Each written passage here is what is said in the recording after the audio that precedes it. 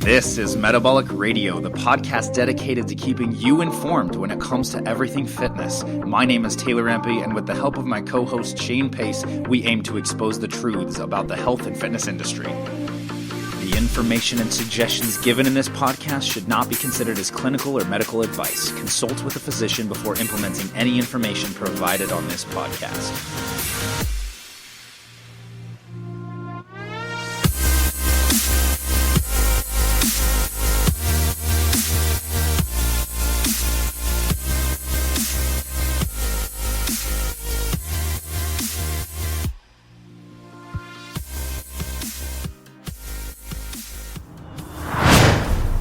So Shane, I wanted to talk about my experience at the Salt Lake City Fitcon that just took place about a week ago, at least from the time that we're recording this episode. And my experience there and the experience I had with the supplements, especially, because people have been asking a lot of questions about supplements on the forum. Which, by the way, if you're not a member of the forum yet, you can become one by just going to Facebook, log into your account and go to the search bar, type in Metabolic Radio Private Forum, and we will be happy to add you so you can join the conversation. If you don't know what that was a plug. Shameless plug. A shameless plug for our forum, which doesn't cost any money. Yeah, shameless plug for free. For you. For free advice. But seriously, so the Salt Lake City Fitcon is pretty cool because it's a fitness convention where all these fitness-minded people come together and all these different companies, and they display their products and services and things like that. And it's just a really cool vibe. It's a really fun environment to be in. It's very positive, very fitness-oriented. There were some awesome competitions going on. There was a powerlifting competition. Which is tight. Yeah, there was, I saw, there were people going for, record deadlifts and bench press, and there was an American Ninja Warrior course. Really cool. I was going to do it, but it was $40 just to try, and I'm like, what if I fall? Yeah. I'm out $40. Yeah. When you fall, $40 and you get injured. Yeah, and then you can't sue anyone. You can't sue anybody. Jeez, that's just a lose. Yeah, fail paying for well, something actually, you hurt yourself it's technically a lose-win because they win and you lose. But, that's true. So anyway, lots of cool stuff. If you get the chance to go, definitely go next year.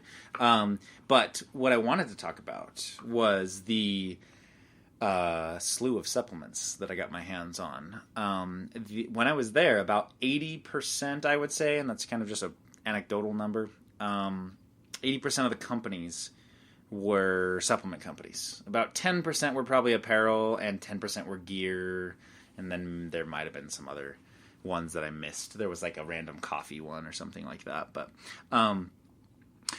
which is a pre-workout. It could be. I mean, pre-workout. It does have caffeine, so. Yeah.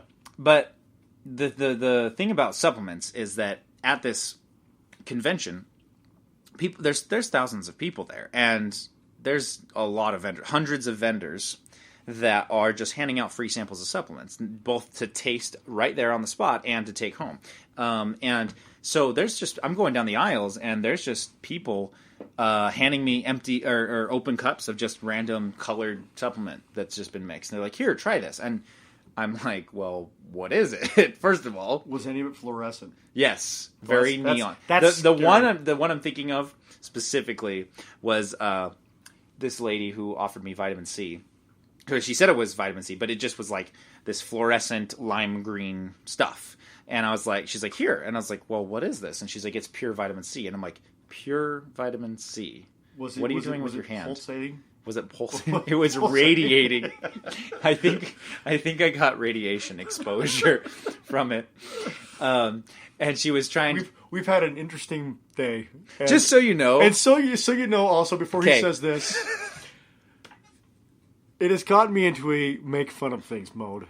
And I was not in this proceeding this moment. You were so now I'm tired. going to. Yes, I still am tired, and my brain is not fully functional. But anyway, I'll let him. So this is take number 3/4 of this actual episode. We actually recorded this episode already, and it was about an hour long, and we're going to condense it today because for some reason my computer decided to crash, and we lost the whole episode. So if there's any hint of frustration in my voice, it's because of that. Oh, it's not a hint. And if he keeps cracking jokes, then it's because he's now in a joking mood. In Which the I jesting wasn't doing. mood. Yeah, I was not preceding this. Okay, so back on course.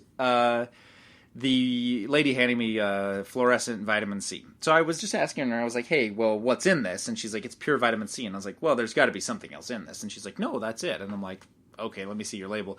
So I grabbed the supplement from her, and of course it was had other ingredients, and it had sucralose and preservative, and I think it might have been soy lecithin. I can't remember for sure because I don't have the product in front of me, and I don't remember the brand. But the point is that there's just tons of these supplement companies there with reps who don't necessarily know what the ingredients are, and they're just handing them out like candy. And you don't know if you're combining certain things together improperly, or like if you're taste testing all these different supplements, you could be stacking multiple hundreds of milligrams of caffeine on top of each other. You just don't know. And so I asked her how much vitamin C was in it, and she said 5,000 milligrams, which is a lot. Quite a lot of vitamin C, and so it's what we would call a super dose. So if I had already been consuming a ton of vitamin C that day or other things, and that, it's just something you need to be aware of. You don't just want to consume something right off the bat when someone gives it to you just because you're at a fitness convention and you think it's healthy. Yeah, let's go beyond that too. I mean, even when you go to a GNC or a Walmart, Target, whatever, you should read what's in what you're getting, no matter what. Absolutely. And that's kind of the point today, is to teach people they need to be doing their due diligence. Just because it's a health dietary supplement means nothing. The supplement industry is not regulated. A company can formulate any supplement they want, bring it to market, and the only way that it's going to be regulated by the FDA is if enough people report having adverse effects after having taken the supplement. And that's if they take on the case and then they actually enforce the company to take it off of the market. And that just is that one product, not other products offered by that company. So you never know what you're getting unless you know how to read labels and you look up the actual ingredients, their purposes, their side effects, those kinds of things. So I got a bunch of supplements from these different vendors. Some are major companies and some are companies I've never heard of, and we're just going to kind of go through them and read the labels and kind of show you good and bad and what to look for, and just better awareness around supplementation. So this first one is the brand is called Quest Nutrition, and which I like. Which they have some good products, I would say. Yeah, I've found them to be decent products. Leaning towards what I'm looking for. Yeah, so one thing we want to say is we're not necessarily backing any of these companies. Agreed. We're just going to say which ones may have slightly better products. We've actually read through these labels already, since this is take number 2 or 3 or 4. So we already know what's in them. And I'll just say that all of these companies have good and bad qualities or ingredients. Fair. Yeah, I mean, it's really about finding a product that has the least amount of not so good ingredients. This one, it tends to be a more reputable brand, Quest Nutrition. It's called their Keto Bar, and it looks like they haven't even gotten official labeling and packaging done for this. I think it's more of a test product, or it's soon to come to market. The nutrition facts: it's got 23 grams of fat, 21 grams of saturated fat, 1.5 grams of monounsaturated fat, 70 milligrams of sodium, 12 grams of carbohydrates, 3 of those carbs are fiber, 0 sugars, 8 grams of erythritol, and 6 grams of protein. The ingredients are palm kernel oil, erythritol, cocoa, coconut oil, protein blend, which is whey protein isolate and milk protein isolate, soluble corn fiber, sunflower lecithin, natural flavors, sea salt, sucralose, steviol glycosides, which is stevia. Contains milk-derived ingredients and coconut. So pretty much, when you're reading a nutrition label, whether it's a supplement or food, which this is technically a supplement because it's a supplement bar, but it could be argued that it's food. It's not a powdered supplement. You need to look at a few things, not just the nutrition facts. Like, here's some things. 0 grams of sugar. Ooh, I like that. Which is interesting. However, you got to continue looking. Just because it has 0 grams of sugar, lower sodium, those kind of things doesn't necessarily make it a good thing. And by the way, the reason it has such high fat is, if you're not familiar, the keto diet or ketogenic diet is a high fat diet, very low carb diet. And so this is catering towards that type of person who is on a ketogenic diet. That's why it's such high fat and low sugar. And actually, the protein isn't very high on this, only at 6 grams. But how it is sweetened is actually with the erythritol, which is a sugar alcohol. I'm not going to get into the argument of whether we should, do sugar alcohols or other types of sweeteners, but if you can avoid consuming high amounts of sugar alcohols in processed foods and supplementation, I tend to lean towards that. I tend to tell people to lean towards as many natural products as possible, whole foods and those kind of things. So when it comes to supplements, get the least processed as possible, get something with the highest quality of ingredients, and try to avoid more of these types of processed ingredients or artificial things. And when you're reading the label where it says ingredients, you want to make sure that the first item listed is going to be the majority, 50% or more of the product itself. It goes from highest to lowest. Okay, correct. That's the easiest way to say it. Correct. I'm saying that a little wrong. Yeah, it's just the way it's listed is that it has the most the highest ingredient, the highest amount, the largest amount of the food item. To the smallest. Yeah. That's the quickest way to say it. So whatever percentage this is, palm kernel oil being the first ingredient, is the majority of the product. Right. Erythritol is next. That's the sugar alcohol sweetener. Cocoa would be after that. So basically, it kind of goes down the line, and that's in from largest to smallest amounts. That's what you're getting. So we were talking, and we need to look further into palm kernel oil, but it's essentially a what you looked it up. It's closely related to coconut oil. It sounds like it's closely related to coconut oil. Yeah. I wonder if it's as beneficial, or if there's anything else that we need to look at that's concerning. That's a good question. I don't know. That's an ingredient I haven't really come across yet. I haven't looked at it that closely either. Coconut oil I can tell you a lot about, but those I can't. Footsie? Yeah, we're playing footsies here. So what do you think about this product, Shane? I like it.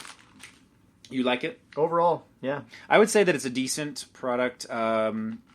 It's. I think that the carbohydrates are set up in such a way to make it keto. Now, granted, it still isn't really high, but if you ate a lot of it, because 12 grams is actually would take you out of a ketogenic diet pretty quick if you kept eating them. But it supports the diet, but based off the macronutrient profile. It does, but it leans towards the Atkins type look on it. Mm-hmm. It has diet fiber, which cuts away from the total carbohydrates.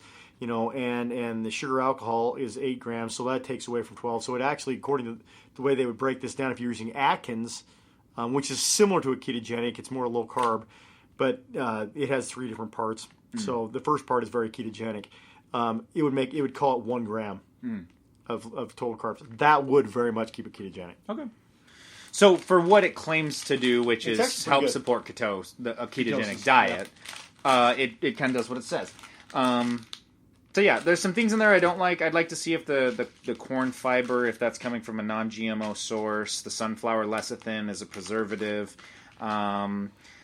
Let's see, natural flavors. I wonder if they could... Oh, it has sucralose, which is an artificial sweetener that I'm not a big fan of. So there's some things in here that I would complain about. Would I consume this? If I had to and I had nothing else around, then yeah, I wouldn't have a problem eating it. But would I recommend it or back it? Not necessarily. But in terms of a supplement, it's decent. It's got some good qualities, some bad qualities. The next one is Optimum Nutrition, one of the largest supplement brands out there. Essential Amino Energy is the product.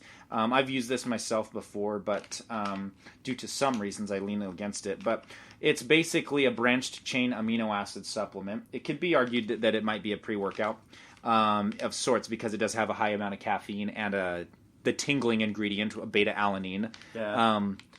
If any of you have experienced that. Usually that's from niacin or beta-alanine. Yeah. And this one... Let me interject for 2 blinks. So it has 160 milligrams of caffeine, which are based off different sources. It comes from green tea extract, and green coffee extract as well, is where it comes from. For me, I don't drink caffeine, This would make me off the charts all over the place. Taylor, it probably wouldn't affect like that. Yeah. I drink coffee and caffeine on a somewhat regular basis. This would be the equivalent of 2 strong cups of coffee. Right. So, it would boost you. If you never have caffeine, you're going to feel this. Oh, crazy bad. Yeah. A little sip of this will make you want to jump through the roof.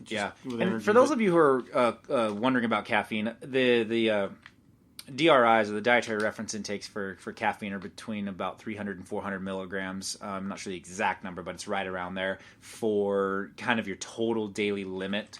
And that's a high limit of caffeine. It is. I mean, that's drinking coffee multiple times throughout the day. That's tea and pre-workouts on top of that. So you just want to be careful with that.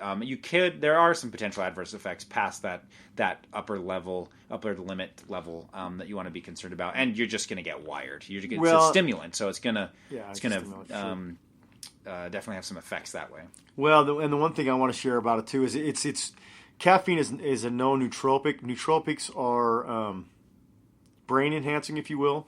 It gives you more of a focus. Mm-hmm. And so one of the things this will do in the way of a workout is it will actually cause you to be more focused and driven when you're working out, mm-hmm. as well as more energy. So, I mean, there is some good to it. I don't touch caffeine, so this would absolutely make me bounce through the roof. Mm-hmm.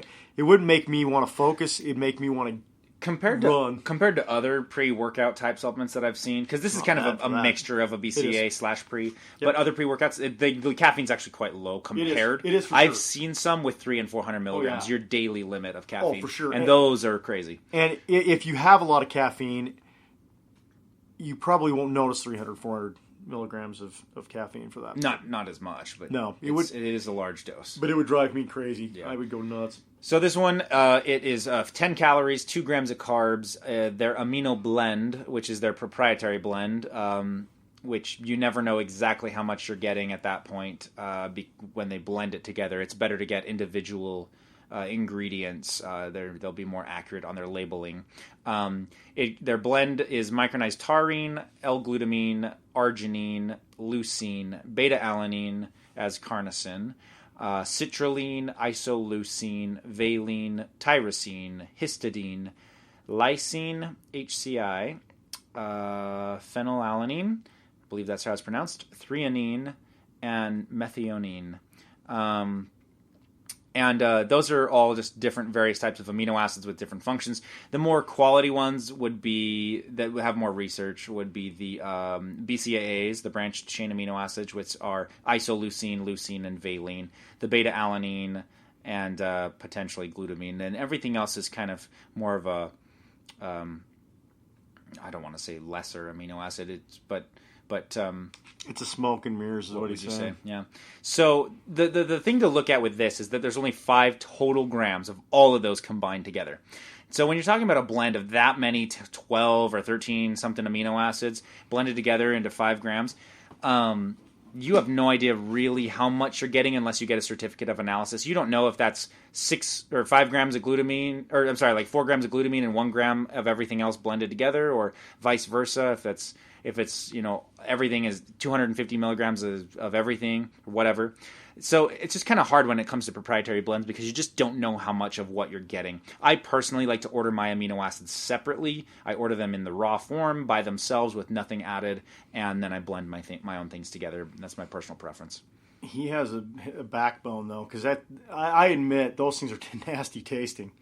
Oh, yeah, but it's easy to mask the flavor. They taste very, very tart. Yeah. I will say it's definitely not necessarily enjoyable by themselves in their raw form, but there's ways that you can add flavor to it without having to process it a bunch like some supplements. Other ingredients in this are artificial and natural flavors: malic acid, citric acid, silicon dioxide, calcium silicate, sucralose, gum blend, cellulose gum, xanthogum,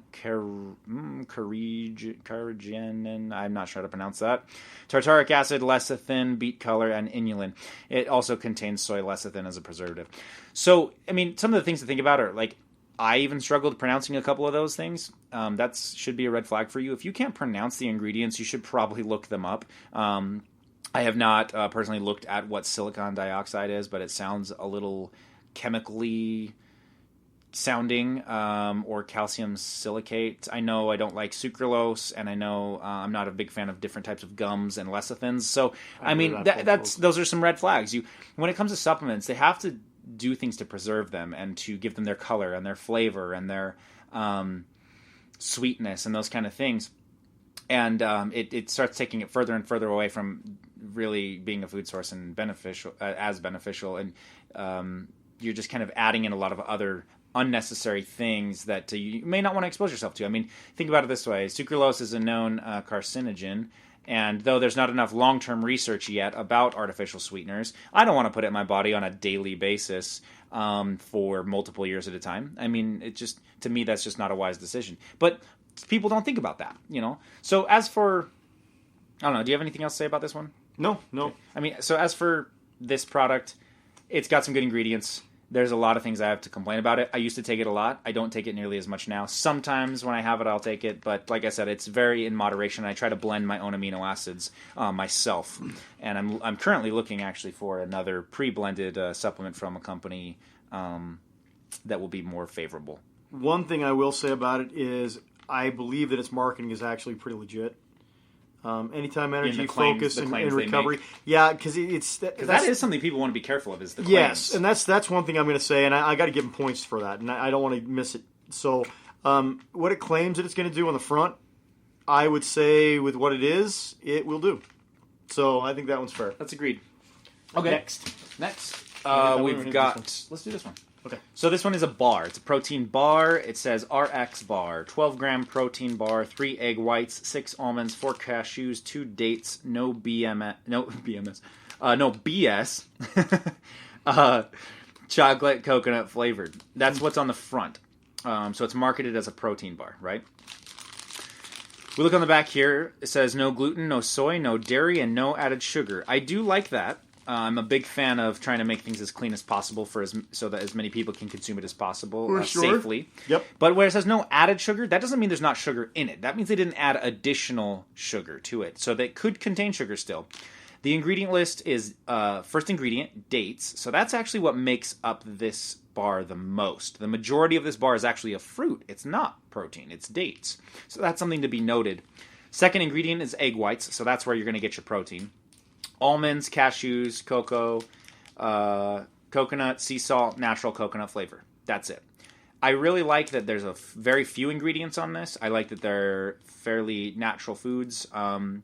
Doesn't say whether they're non-GMO or not, but there's very few things to complain about in this bar.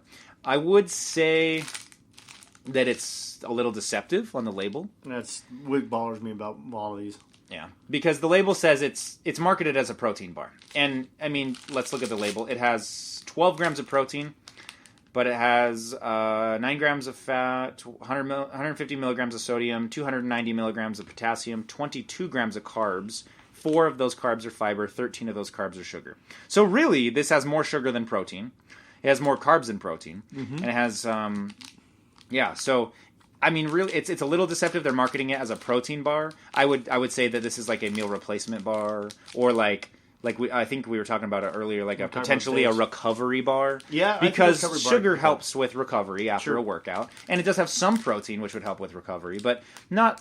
I mean, you'd absorb this amount of protein within probably an hour or two, and that would be the extent of it, probably. So. But other than that, the product itself isn't that bad. Oh no, it's a great product. What we were talking about when we talked about it last time, which you guys didn't hear, but is the fact that it's not so much the bothersome thing about this isn't what's in it. It's the fact that it claims to be a protein bar. Yeah, we like the fact that it can actually a lot of the stuff in it's beneficial, but we're bothered by the marketing of it. It's an interesting contrast that. We had more complaints about the previous one, the Essential Amino Energy, but we liked the labeling because the labeling was accurate. Right. It made a claim, and it supported that claim. Yes. Even though we didn't like some of the other ingredients in it. And then this one, this RX bar, made a claim that it was a protein bar, and yes, it does contain protein, so that technically is true. But the other profile, the other of the ingredients in this bar imply that it really is something different. And even though we like the ingredients, What they're saying it is loosely arguable. Right. So that you got to pay attention to those kind of things. What claims are supplement companies making, and what's actually on the label? Those are two very important things to note. Because they are different. Yeah. So now we have Ideal Fit is the company. Ideal Lean Protein Shake, chocolate brownie flavored. This is a protein powder supplement, and I actually know I've met the owner of this company myself. I met him about 18 months ago-ish. And I didn't really like their products when we first met. I wasn't a fan of how processed they were and the types of ingredients they were using and the sources of protein. I felt like it was a very cheaply put together product. And I don't say that to demean the company at all. I just say that because that's what my observation was at the time. Now, looking at this product now, they've come a long way in the last 18 months from when I saw it, because it is a very different and much better product now. I'm not sure what I was looking at in the past, but this is better. So this is 80 calories per serving, 2.2 milligrams of cholesterol, 130 milligrams of sodium, 20 grams of protein, 400 IUs, which is your daily amount of vitamin D, folic acid, 200 mcgs or micrograms, I believe.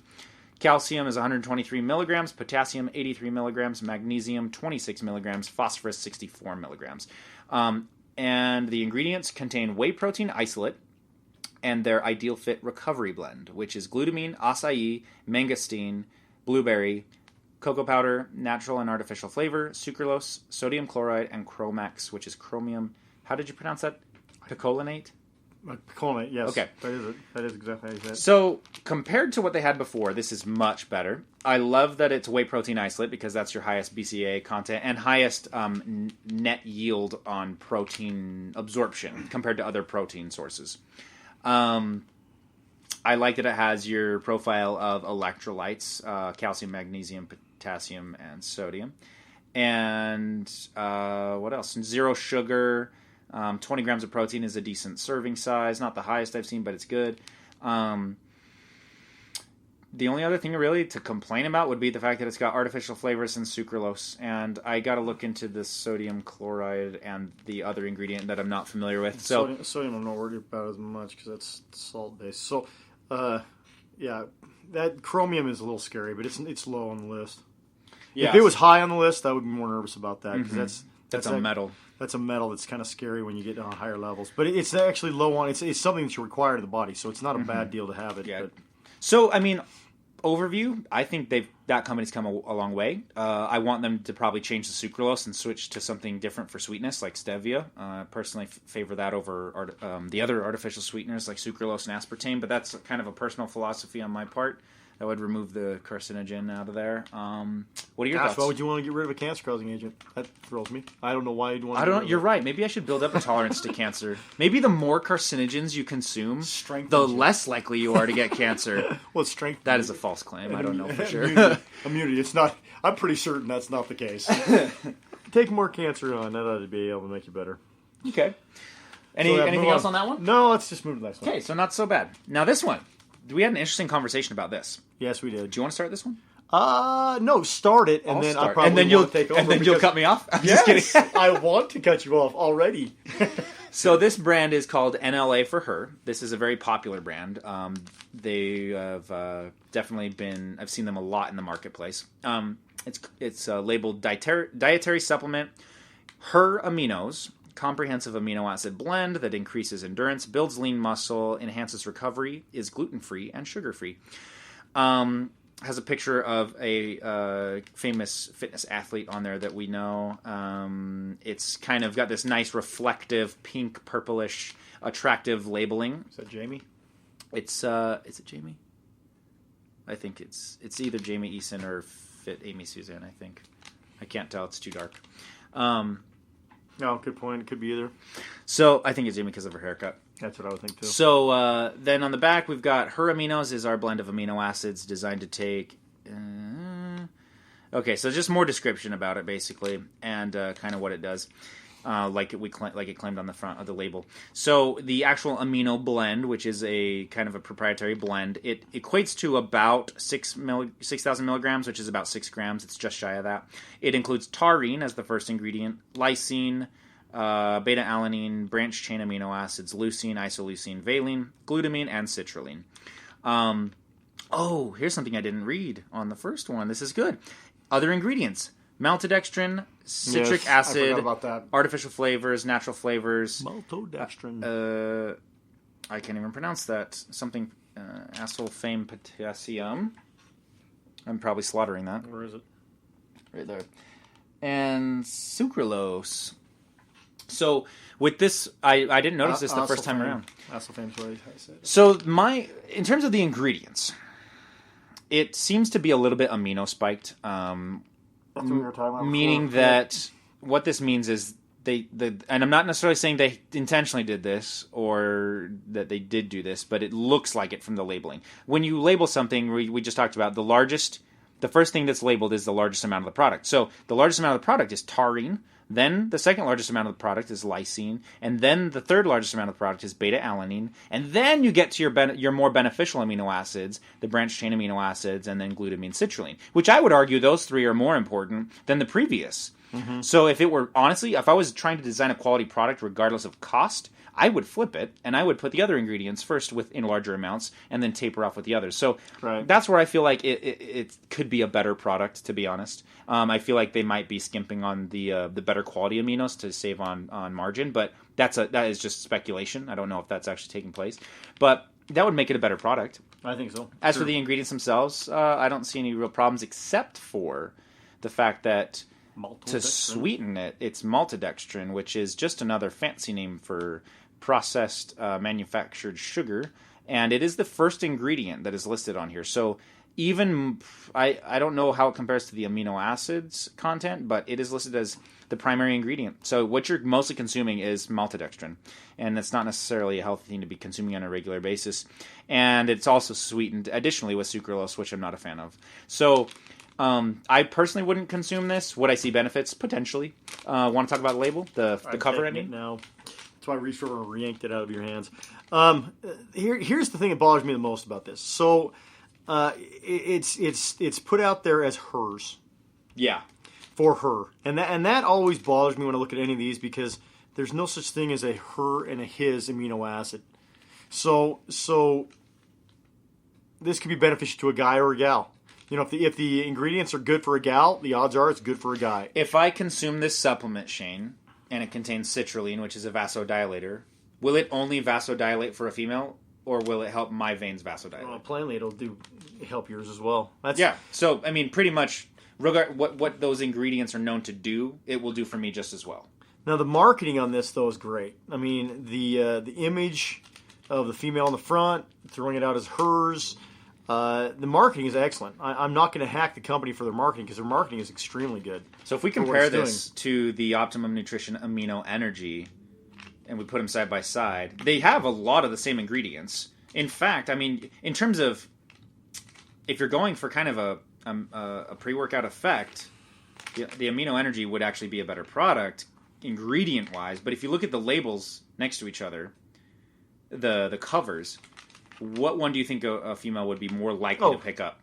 With all day long, they pick up the her aminos. Yeah, because like I said, because this is more generally labeled. It's right. Not as it's kind of gender neutral. Yes, okay, absolutely. And this one will be the first thing that somebody would lean towards. I would think, just like on a marketing standpoint, it's amazing. I just thought of something else though we didn't talk about last time. It says that it's sugar free. Ooh, yeah. How do you have maltodextrin?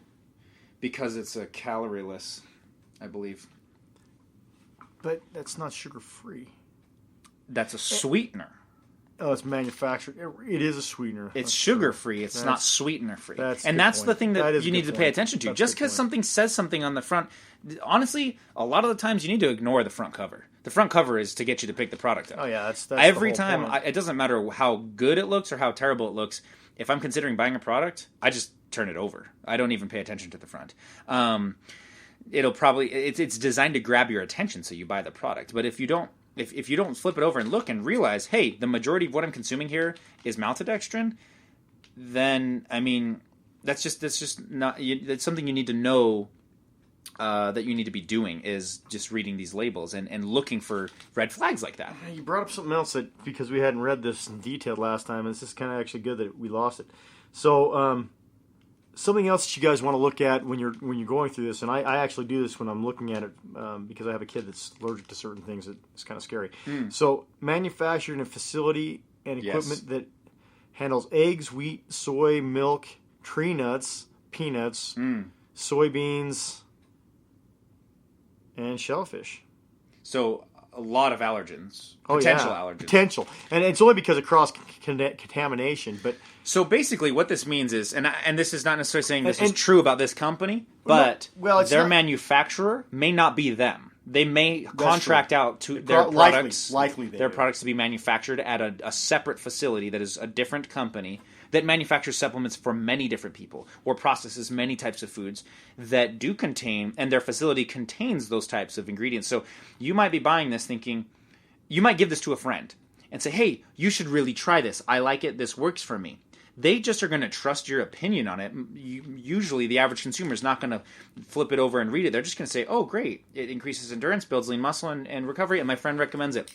They have a nut allergy, and this happened to come in contact with something in that facility when it was being manufactured, they could have an allergic reaction and die. That's why the FDA won't back supplements, is because, well, one reason, but because of things like that. And so you got to be really concerned and worried about cross-contamination of allergens, but also high metal contents. There have been cases where people have been exposed to pharmaceutical-grade hormones that have caused them to have dramatic physiological changes in their body. There's a lot of things you want to be concerned about. So you need to read labels. You need to take the time to do your due diligence when you're considering consuming and purchasing supplements. And a side note on that, well, on the same line, is we were talking about these last time before we lost it, and we didn't read that. And that's the funny thing is we're sitting here doing a podcast about making sure that you're reading the labels and the fine print on this. There's like 1, 2, 3, 4, 5, 6, 7, like 8 different paragraphs of information on here, plus the nutrition label and some other things. We missed it. We overlooked it. We were just looking at the main labels and kind of just like I haven't even read the directions paragraph.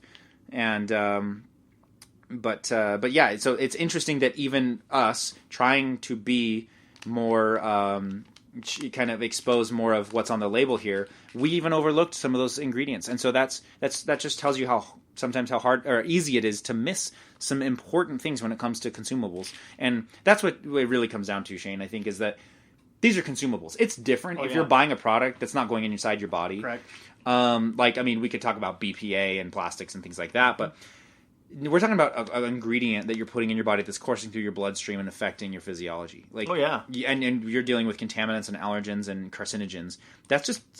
I'm just not willing to take too many risks on that. People really ought to, in my opinion, do their due diligence when it comes to supplements and really ask themselves if they want to be putting those ingredients in their body. And if they don't know what these ingredients are, they need to look it up. Yeah, absolutely. You got to know what's going on with what you put in your mouth. Yeah. You're going to save those for later? Yeah. Okay. I'm just looking at it. Yeah, we have some other things that we want to share with you in another episode. So unless you have something else to say about those supplements that we just reviewed, I think it's good. No, I think we hit it. Okay. Anyway, if you haven't already joined the forum, go on Facebook, log into your account, go to the search bar, type in Metabolic Radio Private Forum. We'd be happy to add you to the conversation and answer your questions both in the forum and on the show. And until next time, we'll talk to you soon. Peace. Hey everybody, thank you so much for tuning in to today's episode. Shane and I hope you learned something new and exciting today about your own health and fitness. Head over to metabolicradio.com. There you'll find our bios and our results-driven programs that are designed to help teach you everything you need to know when it comes to getting real permanent results. You can also sign up for our newsletter to get free weekly updates. To chat with Shane or I, just email us at taylor@metabolicradio.com or shane@metabolicradio.com. We would love to hear from you. You can also join the conversation on Facebook. Just go to facebook.com and search for Metabolic Radio Private Forum. There you can request to join the group. We would love to add you to the conversation and answer your questions on the show. And hey, if you like our podcast, please help us grow our community by leaving us a 5-star rating and review on iTunes. We would really appreciate your help. Thanks again so much for all your support and your listenership. Now go out there and spread the good word of fitness.